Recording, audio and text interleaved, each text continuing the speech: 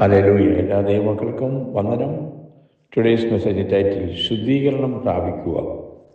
തീത്തോസിൻ്റെ ലേഖനം 2-ാം അധ്യായം 15-ാം വാക്യത്തിൽ വായിക്കുന്നത്, ഇത് പൂർണ്ണ ഗൗരവത്തോടെ പ്രസംഗിക്കുക, പ്രബോധിപ്പിക്കുക, ശാസിക്കുക, ആരും നിന്നെ തുച്ഛീകരിക്കരുത്. 1 തെസ്സലോനിക്കർ 5:23 വായിക്കുന്നത്, സമാധാനത്തിൻ്റെ ദൈവം തന്നെ നിങ്ങളെ മുഴുവനും ശുദ്ധീകരിക്കുമാറാകട്ടെ. നിങ്ങളുടെ ആത്മാവും പ്രാണനും ദേഹവും നമ്മുടെ കർത്താവായ യേശുക്രിസ്തുവിൻ്റെ പ്രത്യക്ഷതയിൽ അനന്യമാവണ്ണം കാക്കപ്പെടുമാറാകട്ടെ. കർത്താവിൻ്റെ പ്രത്യക്ഷതയിൽ നാം പോകാനിരിക്കുന്നവരാണ്. പക്ഷേ അത് നാം ശുദ്ധീകരണം പ്രാപിച്ചവരെ അനന്യമാവണ്ണം കാക്കപ്പെടണം. അതിമഹത്തായ ഒരു ആശംസയാണ് നമ്മളിവിടെ വായിച്ചത്. സമ്പൂർണമായ ഒരു ശുദ്ധീകരണം. എന്തെല്ലാം ശുദ്ധീകരിക്കപ്പെടണം? ആത്മാവ്, പ്രാണൻ, ദേഹം. ഒരു വിധത്തിൽ പറയുമ്പം ഇത് അലകും പിടിയും മാറണം. സർവപരമാണ്. എല്ലാ അണുക്കളും ശുദ്ധീകരിക്കപ്പെടണം. ഏറ്റവും ഉൾഭാഗത്ത് നിന്ന് ഏറ്റവും ഉപരിതലം വരെ എത്തുന്ന ഒരു ശുദ്ധീകരണം വേണം.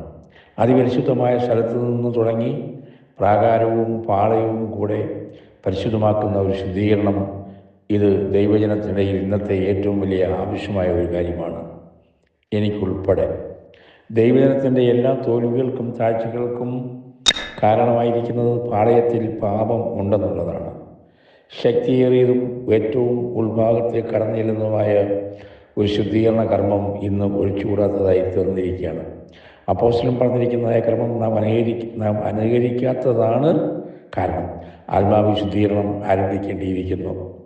വിശുദ്ധിയും അശുദ്ധിയും വകതിരിച്ച് അറിഞ്ഞുകൂടാത്ത വിധത്തിലുള്ള മാലിന്യങ്ങൾ ദൈവജനത്തിൻ്റെ മധ്യത്തിലില്ലേ എന്ന് നാം ഭയപ്പെടേണ്ടിയിരിക്കുന്നു. പാപത്തെ അതിൻ്റെ തനി മ്ലേച്ഛതയിലും ഉഗ്രതയിലും ബോധ്യപ്പെടുവാൻ കഴിയാതെ വണ്ണം മനസ്സാക്ഷിയുടെ ഉൾഭാഗങ്ങളിൽ മാലിന്യവും തന്മൂലം ആത്മീയ അന്ധതയും വ്യാപിച്ചു പോയി എന്നുള്ളത് കൊണ്ട് കാണാൻ പറ്റും. അതുകൊണ്ട് സാമാന്യ ദോഷങ്ങളെ നാം കണ്ണടച്ച് കളയുന്നു. ശുദ്ധ അശുദ്ധങ്ങൾ തമ്മിലുള്ള വ്യത്യാസം ലഘുതരമാക്കപ്പെട്ടിരിക്കുന്നു. പാപങ്ങളെ ശരിയായി തിരിച്ചറിയുകയോ അതിൽ നിന്നുള്ള ശുദ്ധീകരണം ഉണ്ടാവുകയോ ചെയ്യുന്നില്ല. ഞാൻ അവസാനിപ്പിക്കട്ടെ. നമ്മൾ തീത്തോസിനകത്ത് വായിച്ചുകൂടി, ഇത് പൂർണ്ണ ഗൗരവത്തോടെ പ്രസംഗിക്കാം, പ്രബോധിപ്പിക്കാം, ശാസിക്കാം, ആരും നിന്നെ തുച്ഛീകരിക്കരുത്. ഇതില്ലാത്തത് ഒരു പ്രസംഗമല്ല.